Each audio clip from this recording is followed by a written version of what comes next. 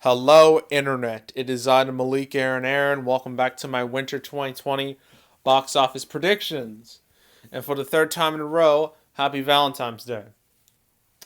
Now, this is going to be my final non Sonic the Hedgehog movie I'm going to be talking about this weekend.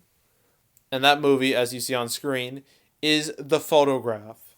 So we're going to be going over the pros and cons for The Photograph. So let's get to it. Pros. The biggest pro for this movie, without a doubt, is that it is a romantic movie that is opening on Valentine's Day. The timing couldn't be any more perfect because Valentine's Day is all about love or being lonely, one or the other. But yeah, history has shown that romantic movies do especially well on Valentine's Day. Like even pieces of garbage like Valentine's Day from 2010 or 50 Shades of Grey both did fantastic business on the Valentine's Day, President's Day weekend. So, yeah, like Universal, who have made a lot of dumb decisions recently with Cats and Doolittle, they made a good choice by releasing this on Valentine's Day. As I've said in my Fantasy Island video, that Valentine's Day again is one of the most lucrative days of the year. Like your movie doesn't even have to be romantic in order to do well. Like every movie's gonna get a boost. So, yeah, again, smart decision to release it, today. Let's see. Another pro is that the reviews for this movie are quite good. They're very solid.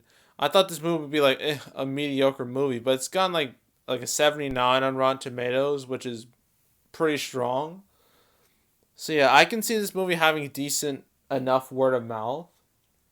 Maybe. Uh, Third pro is that the movie. One of our main actors is Lakeith Stanfield. I know I probably botched that name, but no, he's starting to become more and more recognizable lately. I mean, he was in Get Out, he was in Uncut Gems, he was in Knives Out, and so I've been seeing a lot more of him as of late. So I think he's starting to, climb up that ladder in terms of being recognized. And I know star power isn't everything. I mean, the box office for Doolittle proves that, but it doesn't hurt to at least be recognizable. In a good way. You don't want to be recognizable in a bad way because everyone's going to avoid your movie like the plague. So it's good to be recognizable in a positive way. Now the cons. First con is that this movie hasn't had too much advertising. It's been very minimal, at least compared to something like Fantasy Island. Fantasy Island's had a lot more ads than this, and both of those movies are super inexpensive. So that could be a problem. But easily the biggest con for this movie is that this movie really only has one day to make money. Just one day. Because after Valentine's Day, this movie's going to be irrelevant. Because a similar thing happened 6 years ago. The last time Valentine's Day happened on a Friday. There were three romantic movies that came out. First one was About Last Night, which starred Kevin Hart. Second one was an 80s remake of Endless Love. And then the third one was Winter's Tale. Right? Now, of those three, About Last Night did the best, without a doubt. It was number one that day. It barely beat out the Lego movie. But as the weekend went on, the movie just plummeted into oblivion.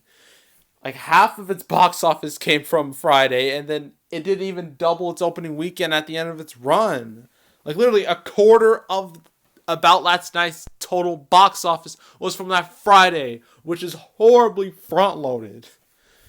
And I feel like the same thing's gonna happen here, where Friday's going to account for at least half of this movie's opening weekend, and then afterwards, the movie's probably gonna have like a 60 or 70% plunge, just like About Last Night. Despite the fact that About Last Night had good reviews, and it starred Kevin Hart, who is one of the few comedians, one of the few actors who hasn't been affected, who hasn't hit a wall yet. So yeah, this movie has one day to shine, and then afterwards it's over. So opening weekend, I'm gonna say it's gonna open around about the same as Fantasy Island, like 13 million for the 3 day. 4 day it's gonna be like 14 to 15 million. Then afterwards it's probably gonna reach 25 million total, which is kind of bad, but considering it only has one day to make money, it's not surprising. So yeah, that's the photograph, and we're done with Valentine's Day, the only interesting weekend of the year. Because after this, oh boy, it's gonna be quiet. I kind of just don't want. Part of me doesn't want to do movies for the rest of the month because there's really nothing exciting to talk about, nothing worthwhile. Because that was the peak of February easily. Sonic was the peak, and then afterwards everything just went downhill. It was all downhill from there. Because what's after this is like Call of the Wild, like where you have Harrison Ford and this weird looking CGI dog. And then you got The Boy 2, a sequel no one on planet Earth wanted. And then you got The Invisible Man, which actually looks kind of good. So, I mean, I can see that doing well. But then Emma, I never even heard of Emma. I have no real opinion on that. And March really isn't all that much better. Like you got Onward, which is probably going to be Pixar's one of their least successful films. At least that's what I think. The Way Back, which nobody cares about. Bloodshot, The Hunt. Yeah, The Hunt is back, everybody. After being canceled in August, it has returned. I don't think it's going to make a real impact, though. I think I Still Believe, which could do well. I mean, faith-based movies are always unpredictable at the box office. Then My Spy, nobody cares. And then we got the two bigger movies. You got A Quiet Place Part 2. Now, that's a movie that I can see doing extremely well. That's a movie I'm going to see opening night. You better believe it. And then Mulan. Just, ugh. I don't even want to talk about Mulan right now. So, yeah. That's it. That's all. Make sure to subscribe, like this video, leave a comment. You want to check out some of my past predictions. I have a Winter 2020 prediction playlist on the homepage. Got a Holiday 2019 prediction playlist. I got a box office recap playlist, and after this video, I will indeed make that January recap video.